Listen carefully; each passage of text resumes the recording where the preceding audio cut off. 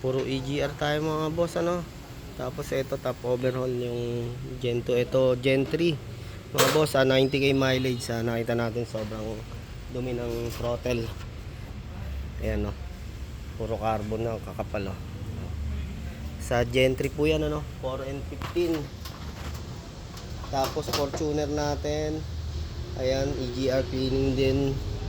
Tapos ayan yung ating EGR valve.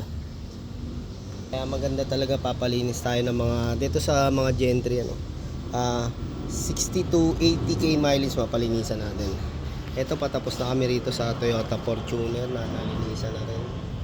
Ayan. Ito naman kay boss, 70 plus pa lang to. Konting may carbon, hindi ganun kakapal.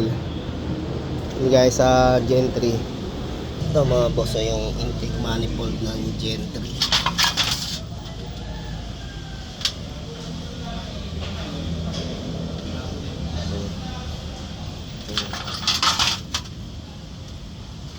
EGR cooler.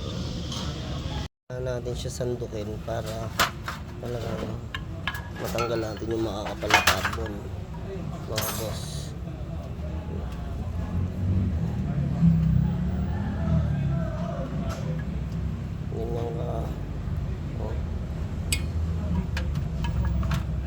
Yan, kaya ang kagandahan nito, pag nalinis talaga to, ginhawa uli yung ating sasakyan dyan mga boss. Kaya sa mga hindi pa nagpapalinis, baka nasa 100k mileage na po kayo, palinisan nyo na rin po. Yan, pwede po kayo magpa-schedule dito sa amin sa AE Car Care Services, Taytay Rizal. Yan nga mga boss, gusto magpa heavy PMS, syempre para bumalik yung gaan ng hatak ng sasakyan, lakas ng power, low consumption sa ating mga fuel or diesel. Ayan, heavy PMS natin yan kasi isa yan sa nagpapabigat ng takbo ng sasakyan, tsaka yung nagpapalakas ng diesel, ano, pagbarado sa carbon ng ating sasakyan. Ayan, kaya kailangan ng carbon removal or tanggalin natin yung makakapal na carbon dyan. Ayun, thank you mga boss. Gaya nitong intake manifold na ito mga boss, oh. Yung butas natin dito, oh. Ayan, oh. Halos magbara na, oh. Yan, sa Montero Gen 3 po yan, oh.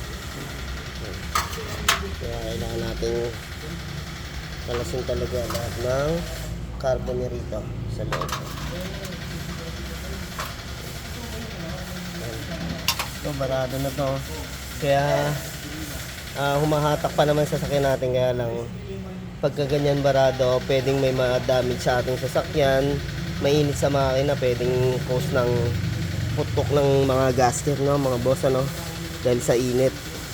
O syempre yung lakas sa fuel, vibration. Pagka nakahinga yung ating sasakyan, magaan po yan. Ayan, gaya nito yung mga build up dito sa ating combustion chamber, yun, na kailangan natin linisin.